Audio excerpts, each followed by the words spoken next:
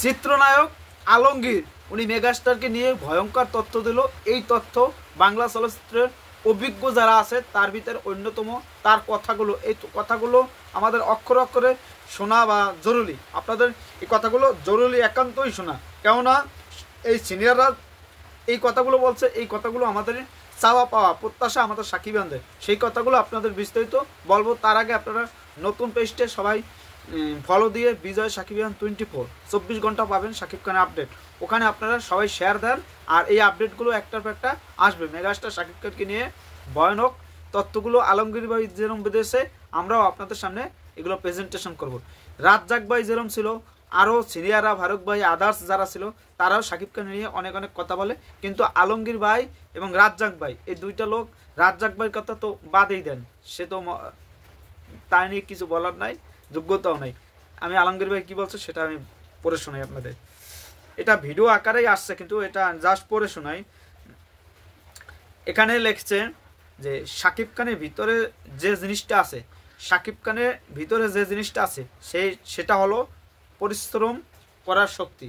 মানে সাকিব খানের ভিতরে যেটা আছে সেটা হচ্ছে পরিশ্রম করার শক্তি। ও প্রচণ্ড পরিশ্রম করতে পারে, ও প্রচণ্ড পরিশ্রম করতে পারে এবং তার শেখার প্রচণ্ড একটি টেন্ডেন্সি ছিল। মানে সে অনেক পরিশ্রম করতে পারে এবং তার শেখারও একটা টেন্ডেন্সি ছিল। তারা ছিল মানে যত কিছু উপাদান আছে সব কিছুই সাকিব খানের নিয়ে ব্যবহার করা যায়। তারপর লাগছে যে একটা শট দিল গিয়ে দূরে বসে পড়লো তা নয়। মানে একটা শট দিয়েই যে দূরে বসে পড়লো তা নয়। তারপর তার কো আর্টিস্ট আমি বা অন্য কো আর্টিস্ট যারা কি শট দিচ্ছে, মানে সাকিব খান শট দেওয়ার পর অন্য কো আর্টিস্ট বা আলমগীর ভাই শট দেওয়ার কি করে সেগুলো দেখতে আছে, সেটাও দূর থেকে বসে বসে দেখতো। মানে সেটাও দূরে বসে বসে দেখতো। তো এই দেখাটাই কিন্তু বেসিক্যালি একটা ক্লাসের মতন। মানে এই দেখাটাও একটা বেসিক্যালি ক্লাসের মতন, শিক্ষার মতন, যে এখান থেকে অনেক কিছু জানা যাবে।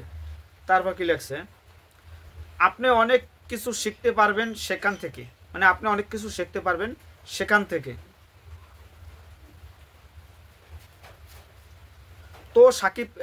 তো সাকিব আজকে সুপারস্টার বলেন বা এই টোটাল বাংলা চলচ্চিত্রে সাকিব নির্ভর এখন। মানে আপনি সুপারস্টার বলেন, মেগাস্টার বলেন, বাংলা চলচ্চিত্র টোটাল সাকিব খানের কন্ট্রোলে বা সাকিব খানের নির্ভর। তো টোটালি সে তার নিজস্ব পরিশ্রম করছে। তো টোটালে তার নিজস্ব পরিশ্রমের উপাদানেই এটা গড়ে তুলতে পারছে সাকিব খান। মানে সে পরিশ্রম না করলে কোনো কিছু হবে না। নিজস্ব মেধা করছে আর তার জন্য গুড উইশ, মানে সে এবং তার জন্য গুড উইশ, সে ভালো কাজ করতে আছে, সে ভালো ভালো চলচ্চিত্র দিতে আছে আমাদের বাংলা চলচ্চিত্রে। তার জন্য গুড উইশ, ভালোবাসা, সবসময় বিরাম।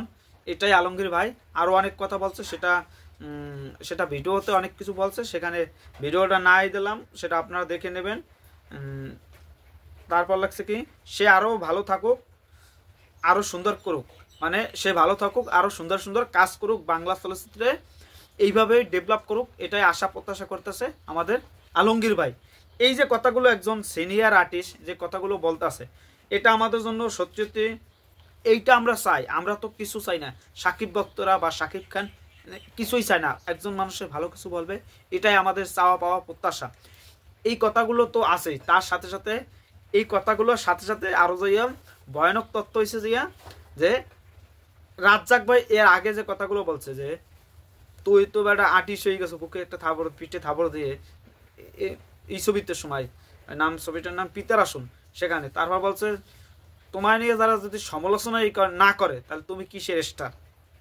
মানে এই কথাগুলো অনুপ্রেরণা দেয় বাংলা চলচ্চিত্র মেগাস্টার সাকিব খানকে। আর আমাদেরও চাওয়া যে সিনিয়ররা এরকম কথা বলবে, তাহলে আমরাও ভালো লাগবে। আমরা কেন তাদের নিয়ে সমালোচনা করবো? এই যে আর্টিস্ট হয়েছে, নাম কি হয়, নামও তো মনে হয় না আর্টিস্টের নাম, নামটা মনে নাই। টাকলা তো আছেই, সেটা নিয়ে কথা বলেন না আপনার, একই কথা বলে, ওগুলো বাদ। হ্যাঁ, আমাদের সিনিয়র না শাকিব খানের বসি এই দীপা খন্দকার, ওনার কথাবার্তা যা উনি নিজের স্বার্থে কথাবার্তা বলতেছে, কিন্তু একজন বিদেশি আর্টিস্ট থাকলে একটা ছবির কোয়ালিটি বলেন যা বলেন সব কিছুগুলো আরও ডেভেলপ হইতে পারে। ওনার নামটা হয়েছে এইটা। উনি বলতেছে যে বাংলাদেশে নায়িকার অভাব আছে, নায়িকার অভাব হয়ে আছে, কিচ্ছু নাই, জাজরা বাংলাদেশে ইন্ডাস্ট্রি শাকিব খান ছাড়া আর কিচ্ছু নাই।